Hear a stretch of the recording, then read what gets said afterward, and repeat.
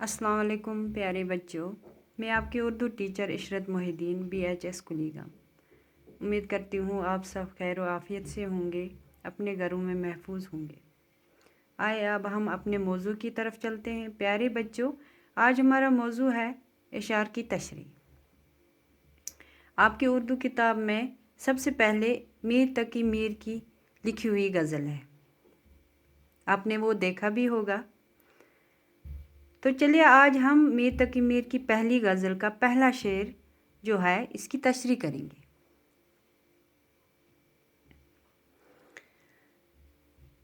ये जो हमारा मौजू है ये है इशार की तशरीह।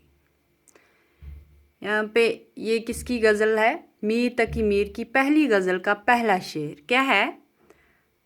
हमारे आगे तेरा कसू ने नाम लिया, हमारे आगे तेरा कसू ने नाम लिया, दिले सितम ज़द को हमने थाम थाम लिया। इसमें जो नए अल्फाज हैं वो हैं कसू ने यानी कि किसी ने, सितम ज़द सितम का मारा, गम का मारा, थाम लेना पकड़ लेना यानी किसी चीज़ को हम पकड़ लेते हैं। तशरीह करने से पहले मैं आपको यहाँ पे एक ज़रूरी बात आपसे कहना चाहती हूँ।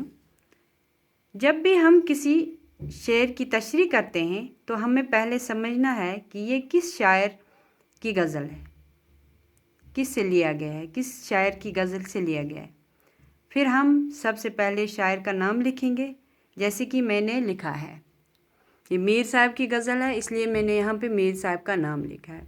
आप लिख सकते हैं इस शेर में शायर फरमाते हैं, मीर साहब फरमाते हैं कि ऐ मेरे महबूब जब मेरे सामने किसी ने तेरा नाम लिया तो मैं अपने सितम के मारे हुए दिल को थाम के रह गया।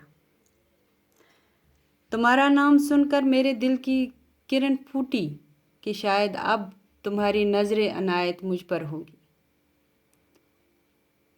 इश्क में आशिक की ऐसी हालत हो जाती है कि वो अपनी जान अपने महबूब पर निछावर करता है, निछावर होता है, लुटा देता है, अपनी जान की परवाह नहीं करता है और उसका नाम सुनकर दिल थाम लेता है।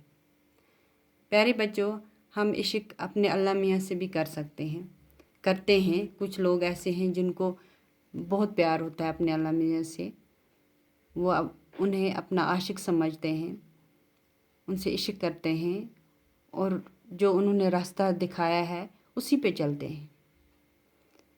यहाँ पे मीर साहब ने एक आशिक के इश्क में किस हद तक इंसान महबूब जा सकता है, उसकी क्या हालत होती है जब भी कहीं पे वो होता है और उसका नाम लिया जाए तो उसके दिल पे क्या गुज़रती है, वो बयान किया है।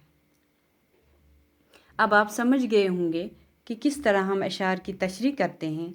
इसी के साथ मैं आपसे इजाज़त चाहती हूँ। इंशाअल्लाह नई क्लास में एक नई मौजू के साथ फिर से हाज़िर होंगी। अल्लाह हाफ़िज़।